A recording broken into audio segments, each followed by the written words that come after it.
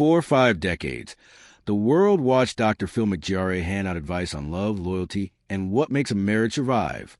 But snorts, there's a wife the cameras never showed you. A marriage she buried so deep. Music. Even his most dedicated fans almost missed it. After several decades of silence, she finally spoke up about the horror she endured in music. During her marriage to Dr. Phil, what she revealed didn't just contradict his story. It painted the picture of a man who may be living a double life. Music, the world doesn't know about. The first marriage to Debbie Higgins McCall. Music, every story has a beginning. And for Dr. Phil McJarry, the story of his marriages starts in the suburbs of Kansas City. Before music, the television cameras, and the millions of viewers who would come to know him as the straight-talking psychologist on daytime television, Phil had a teenage romance that seemed to follow music, a script written long before either of them stepped onto the stage. Philip Calvin McGraw, music, met Debbie Higgins in the late 1960s at Shawnee Mission North High School in Overland Park, Kansas. Music, they were young and popular, and by the standards of their community, they made perfect sense together. Debbie was the kind of girl who stood out in a crowd, an elegant cheerleader with the kind of poise that made her a natural center of attention. Phil, on the other hand, was impossible to miss for a different reason. Music. He was a varsity football player with a heavy build and a presence that suggested he was going places. In the social ecosystem of high school, the pairing of a cheerleader and a football player was not just common, it was expected. Phil would later reflect on this dynamic in a 2002 interview with Newsweek. He explained that because of who they were in high school, the big football player and the cheerleader, everyone music around them simply assumed marriage was the next step. It was not so much a decision they made as it was an inevitability that their social circle treated music as a foregone conclusion. When you are at the top of the high school hierarchy, music suggested the expectations of those around you can become a powerful force. And for two teenagers in Overland Park, those expectations pointed in only one direction. The two began dating seriously in their teenage years. And by the time they were both 20 years old, the relationship had moved past the casual music stage. They had grown up together in many ways, navigating transition from music adolescence to adulthood as a couple. But marriage, as they would soon discover, is a different kind of commitment than dating. And the ease with which they had moved through high school did not necessarily translate music into ease in their married life. The formal engagement, by most accounts, was relatively brief. They had been together for years, and the wedding music seemed like the logical culmination of everything they had built. In 1970, they stood before family, music, and friends at the Roland Park Southbridge Presbyterian Church in Kansas and exchanged vows. It was a traditional ceremony, the kind of large church wedding that brought together extended family, high school classmates, and local peers. The church was filled with people who had watched them grow up. People would cheer for Phil on the football field music and admired Debbie on the sidelines. To everyone in attendance, it must have looked like the beginning music of a storybook life. But what happens inside a marriage is often invisible to people who attend the wedding. Behind music, closed doors, the reality of their partnership began to take shape, and it did not resemble the fairy tale that their friends and family had imagined. According to public statements, music made by Debbie's brother Bill Higgins, and confirmed by Debbie in later interviews, Phil entered the marriage with very specific expectations about what a wife should be. He wanted a traditional 1950s-style music housewife, a woman who would stay home, manage the domestic chores, and attend his needs. The word submissive music appears repeatedly in descriptions of what he demanded. This was not a partnership in the modern sense. Music. It was a relationship defined by roles, and Debbie's role was clearly laid out for music, her. The demands went beyond household duties. Debbie later revealed that Phil was deeply concerned about her physical appearance and set rigid aesthetic standards, music, that she was expected to maintain. He was insecure about certain aspects of her body, music, and his response to that insecurity was to push her toward changes that would alleviate his anxieties. He insisted that she lift weights, music, to alter her physique, and explicitly pressured her to increase her upper body size. These were not gentle suggestions offered out of concern for her health. They were demands rooted in his own discomfort, and they placed an enormous burden on a young woman who had only recently become music a wife. Despite the intensity of their early relationship and the years they had spent together before marriage, the union music produced no children. There is a common misconception that the couple had a daughter. Music, a confusion that likely arises from the fact that Debbie would later have a child with her second husband. That daughter, Macy McCall, was not Phil's child, and music was born years after the marriage had ended. During the 3 years that Phil and Debbie spent as husband and wife, they remained childless, a detail that would later become one of the many points of speculation about what went wrong. One of the most striking aspects music of this marriage, at least in perspective of the historical record, is its total absence from the public eye. This was not a marriage that played out in front of cameras or in the pages of celebrity magazines. Phil was not yet Dr. Phil. He was just Phil McGarry, a young man trying to figure out his path in life, far from the television studios and the national spotlight that would one day make him a household music name.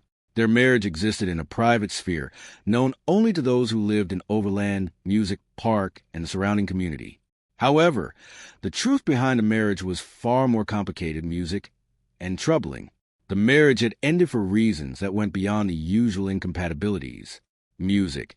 And when Debbie finally decided to speak, the things she revealed would paint a picture of Dr. Phil McGarry that his millions of fans' music had never seen. The contentious divorce and fallout. The marriage music had started as a high school romance and a traditional church wedding, but it soon descended into something far more troubled. According to Debbie's later accounts, the domestic environment eroded rapidly after marriage began. Phil started what she described in music as freezing her out, a pattern of emotional and verbal withdrawal that left her isolated. When he returned home from work or from school, music, he routinely refused to speak to her. The silence was not the comfortable quiet of two people who knew each other well. It was a deliberate, punishing withdrawal that made their home feel less like a shared space and more like a place where two people simply occupied the same rooms. The silence was accompanied by something even more damaging. Debbie revealed that Phil began telling her openly and directly that she was not intelligent enough to have a proper conversation music with him. These were not words spoken in anger and regretted moments later. They were delivered music as statements of fact, assessments that he appeared to believe were simply true. By declaring her intellectually inferior, he had created a justification for his withdrawal. Music, a reason to exclude her from the kind of mutual exchange that forms the music foundation of any healthy partnership. The extent of the fracture became almost incomprehensible during a family road trip. The couple traveled for multiple days to visit relatives, spending hours upon hours in the car together. And according to Debbie, they drove music the entire distance without exchanging a single word. No conversation about the scenery passing by. No discussion of the family they music were about to see. No attempt to bridge the vast distance that had opened between them. Just music, silence hour after hour, mile after mile, a quiet testimony to a marriage that had stopped functioning music in any recognizable way. The final breakdown came when neighbors and friends in their community approached Debbie with explicit accounts of Phil's extramarital infidelities. These were not vague music, rumors, or whispered suspicions. They were specific, detailed reports from people who had witnessed or heard about his involvement with music, other women. For Debbie, the confirmation of what she had likely suspected was devastating. Music. But the confrontation that followed revealed something even more troubling about the man she had married. When Debbie directly confronted Music Phil about the cheating, he did not deny the allegations. He did not express remorse or ask Music for forgiveness. Instead, he reportedly defended his actions with a dismissive response that shocked her. He told her Music to grow up and explained that his behavior was simply the way the world worked. He asserted that his infidelity had nothing to do with his feelings toward her, a statement that rather than offering comfort or reassurance revealed a profound disconnect between his understanding of marriage and hers. Music. This was the moment when Debbie understood that the marriage could not be saved. She had endured the music silence, condescension, the emotional neglect, but she was not willing to accept an open marriage or the music. Lie with a partner who saw fidelity as optional. In 1973, she made the decision to leave. She packed her belongings, walked out of their shared home, and moved back to Kansas, Music City. The act of leaving was not a dramatic confrontation or a drawn-out negotiation.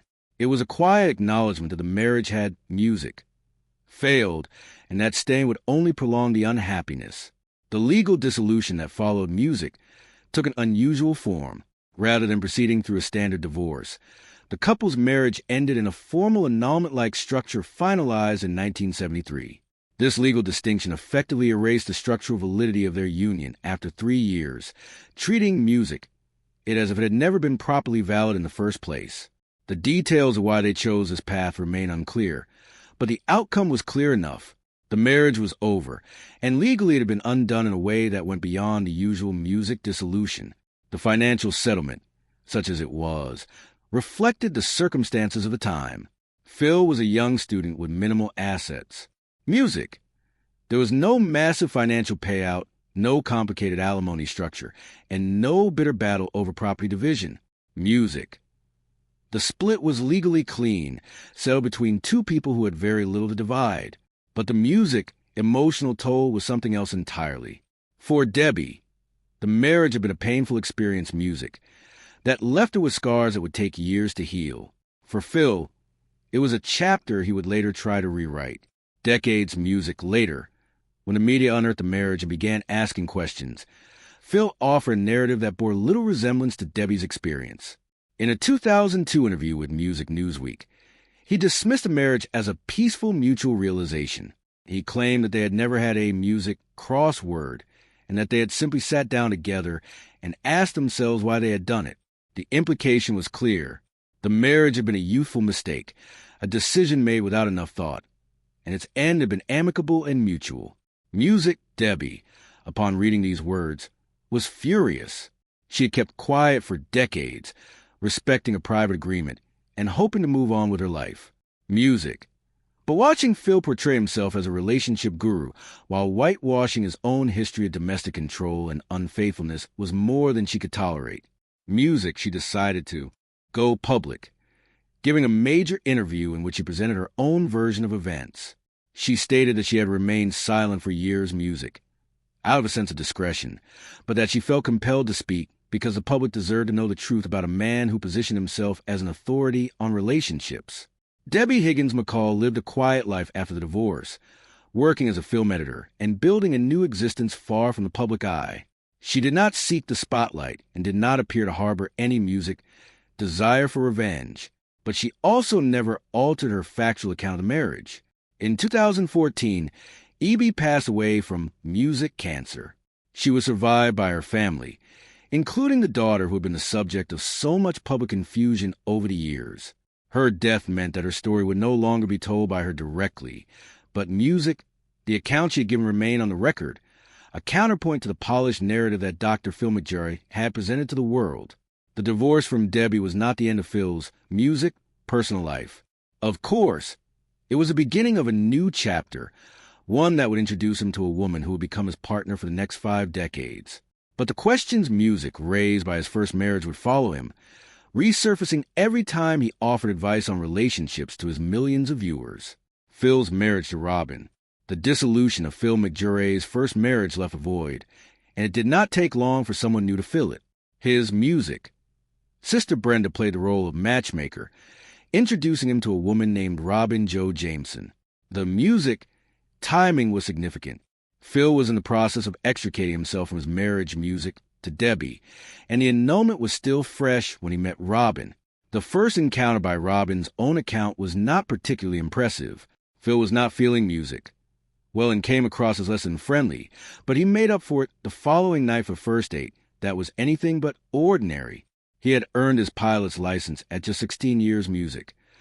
Old, and he took her flying. For Robin, the experience was transformative. She later described feeling completely safe with him, drawn to his strong presence music and his ability to make her feel protected. It was the beginning of a relationship that would last for decades. The couple dated for several years before Phil proposed on Valentine's Day in 1976. They were married exactly 6 months later on August, music 14th, 1976. The wedding marked the beginning of a partnership that would eventually become as famous as the television show that made Phil a household name. But unlike Music, his first marriage, this one came with rules that were established from the very start. Music. At the core of their marriage was a strict operational agreement. Robin established early on that the word divorce music was completely banned from their household. No matter how severe an argument became, neither party was ever allowed to threaten the end of the music marriage as leverage.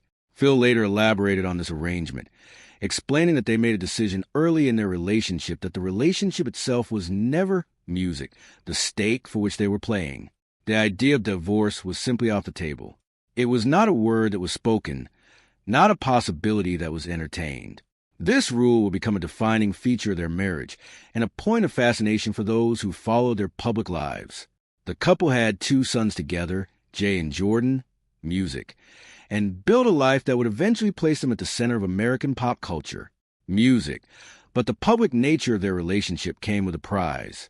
When the Dr. Phil show premiered in 2002 and became a massive success, Robin was not merely a supportive spouse in the background. She was contractually and physically present at almost every single recording. For the entire 21-year run of the daytime program, she sat in the front row of the studio audience.